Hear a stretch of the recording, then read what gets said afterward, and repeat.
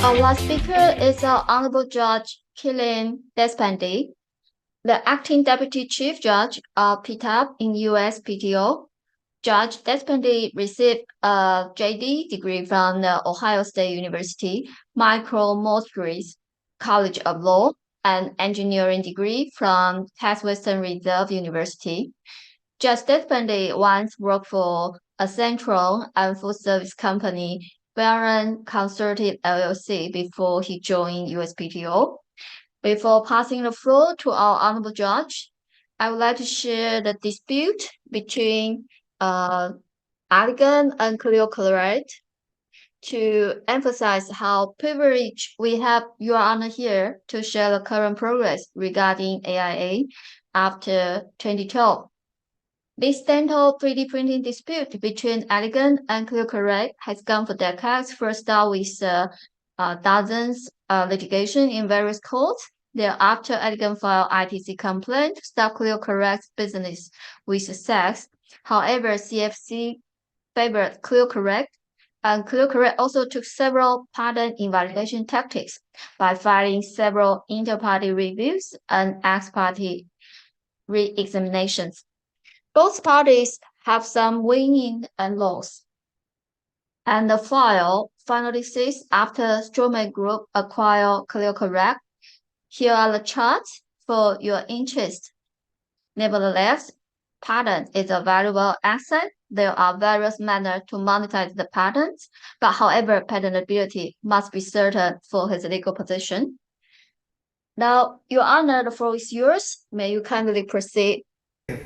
Thank you, everybody. Thanks for having me. This is my first time at WIPF, so I'm very flattered to have been invited to sit on the stage. I've been very impressed with the intellectual capacity of all the individuals I've met in these last couple of days, so it's been really cool to see. How many people have heard of the U.S. Patent Office? Okay, maybe that was an easy one. India Patent Office? No. How many people have heard of the Patent Trial and Appeal Board, or the PTAB? Less hands.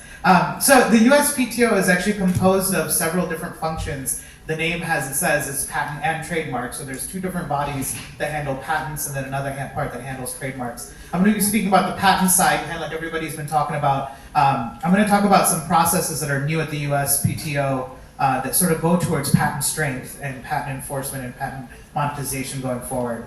PTAB was actually created in 2011. There was a law that was passed in 2011 that virtually created PTAB. It went by several different names dating back to 1861. I think it was just called the Board of Appeals back then. But the name Patent Trial and Appeal Board came about in 2011.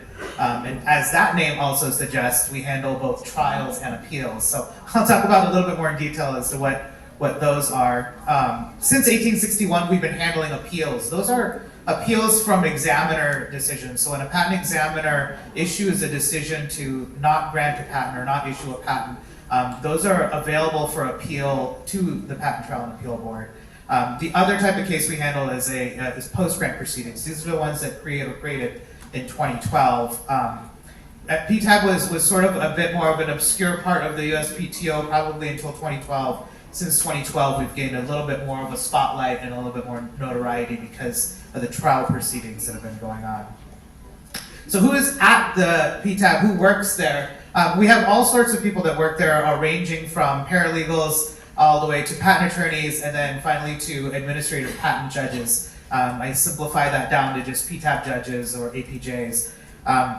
We have 230 of them. That's a large number. To some, that's actually a lower number for me. At one point, we had almost 275.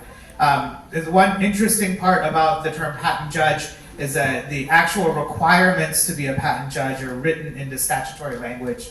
The statutory language says that a patent judge has to have scientific knowledge and legal competence. And then like any good lawyer would, we have to interpret those words and what they mean. We decided they mean that you have to have a science degree and you have to have a law degree. So all of our 230 judges have both science degrees and law degrees. Many have PhDs, some have MDs, most have masters. They range in competence from all over. But the first type of jurisdiction we handle is appeals from adverse examiner decisions. No one appeals non-adverse examiner decisions because they like them. So it's only the ones where you don't get issued a patent that gets appealed. When those are appealed, some of the reasons why you would think about why would I want to file an appeal, sometimes your interest is to get an answer quickly. Sometimes appeal can be a quicker decision than going through another process for extended examination.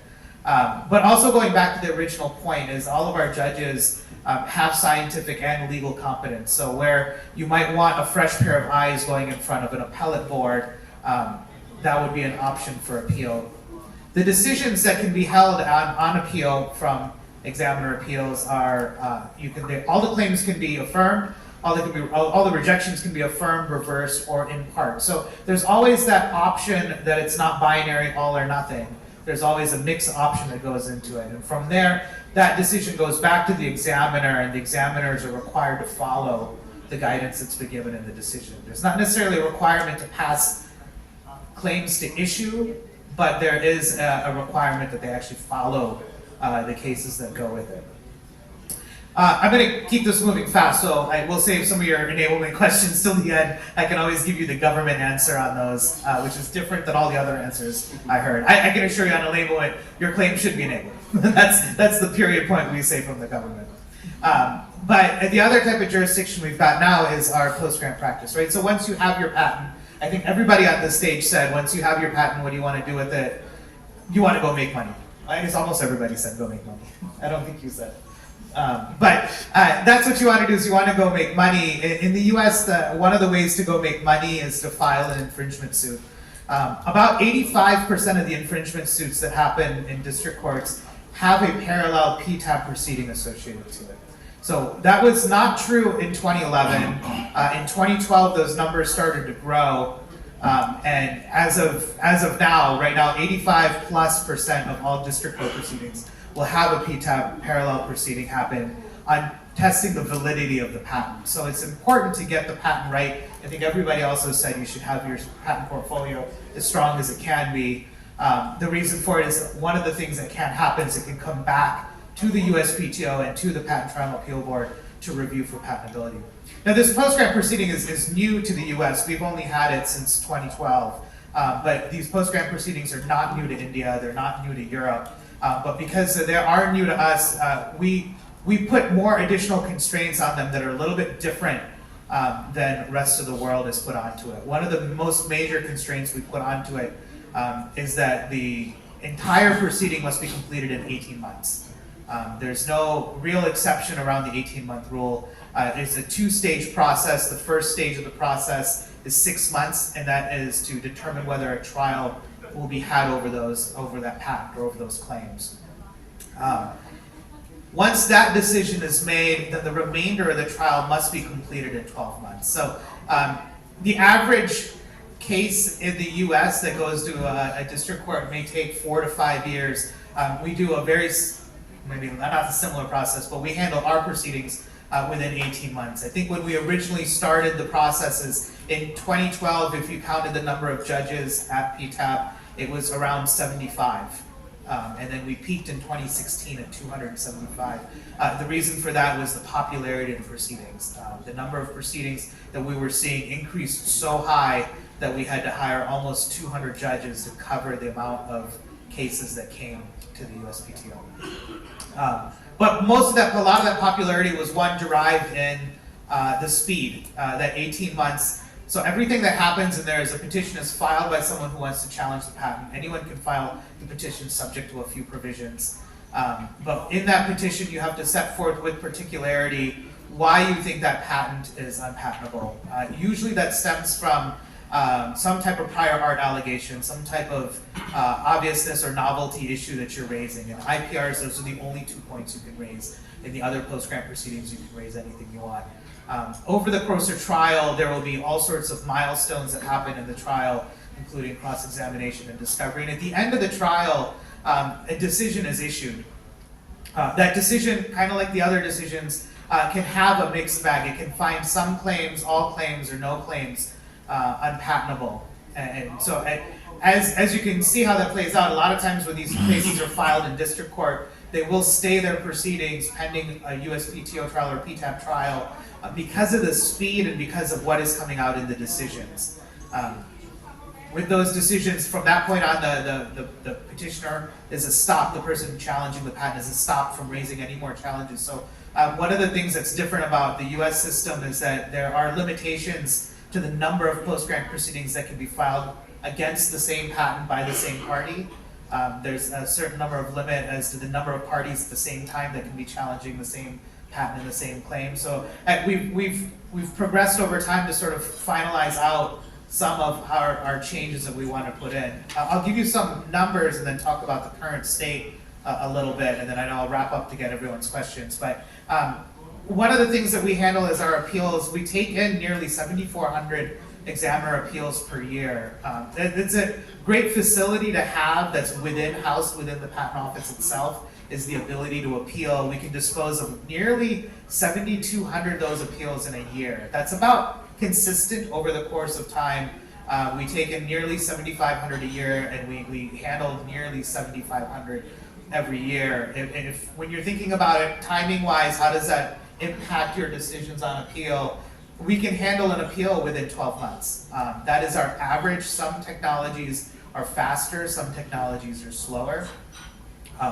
That goes up and down based on the current state of the law and the current points of innovation. So in the 2000s and still currently, anything dealing with software is very, I'll say, hot in terms of innovation. So those have a little bit more of a delay in getting to. At one point in time, software patents, especially dealing with business-related processes, there was some legal prongs that came up in those, and how we evaluated those ended up getting slowed down. So those, they just move. In the 90s, I think chemical was the most prevalent technology, and those had a little bit of a longer time. But right now, in 2011, we had a wait of nearly 4 years. So from the time you filed your appeal, it would be about a 4-year time before your appeal was decided. So now I can say we can do it in 12 months. That was our goal that we set, and it's a pretty remarkable goal. When we talked about our trials, we had originally started getting somewhere around 40 to 50 post-grant oppositions, post-grant proceedings. And then it took off very quickly once the popularity started. I think within the first 6-7 months, it went from 50 to 100, and then in the second year, it went from 100 to 200. And then in the third year, it was at about 250. Recently, it has settled into about 175 petitions per year. It's been at about 175 patents being challenged for about 4 or 5 years now. Of those, as you would expect, the technologies are a little bit varied. About 1/3 of those are electrical-based cases. About 30% are mechanical, and about 10% make up biotech and chemical. When we look at what are the resolutions of our trials, whether this is an avenue or something that you should be interested in, about 1/3 of the cases never make it to trial. They're determined not likely to succeed during trial, so they don't actually make it to the trial phase of the proceeding. About 1/3 settle before trial is ever started. So only about 1/3 of the cases that are filed actually go through the entire trial. And when you look at what happens from there, about 1/3 have sort of that mixed bag of of some of the claims are found patentable and some are not. 1/3 or all of them are found unpatentable, and about 1/3 are found, they're all unpatentable. And now that we've been doing it for about 11 years, we've seen a lot of changes and a lot of things that can always be improved. I guess the beauty of working from the government side is we can take in the public input and start to make changes that go with it. So some of the initiatives we've started now is looking at different ways to sort of give more patent owner quiet title, making sure that there's not an abundance of opposition proceedings against singular patents, or like limiting the duration that they can happen, limiting the number of people that are going to continuously challenge them. We've also made some other improvements where we've expanded sort of our scope of precedential decisions on whether you can bring the same opposition more than once. or even during examination, if an opposition, the examiner considered certain prior art during the examination, we're now sort of building our precedential case law around if the examiner considered it during prosecution, then it's unavailable to be used during a post-grant opposition proceeding. That way, it sort of further enhances a little bit more patent owner quiet title as to sort of their asset with it. We do all sorts of other things where one of the programs I enjoy the most from our office is we have a legal advancement program where we provide younger junior attorneys 15 more minutes of additional argument time. It doesn't sound like that much, but for our appeal cases, you only get 20 minutes of argument time, so that's almost a 75% increase. And for our trials, you get an hour of argument time, so that's still a 25% increase. We have noticed that it has been used quite a bit, and it is gaining in popularity. So just to sum up, I think this is a process that really needs to be looked at, and it's been embedded in sort of the U.S. architecture. We're seeing some other patent offices looking to the U.S. To sort of gain or glean some knowledge from how things have been working, since it is among the newest opposition processes that are out there. I think I've heard at least a couple other talks that have mentioned these as processes of proceedings you should be aware of. Thank you very much, Your Honor.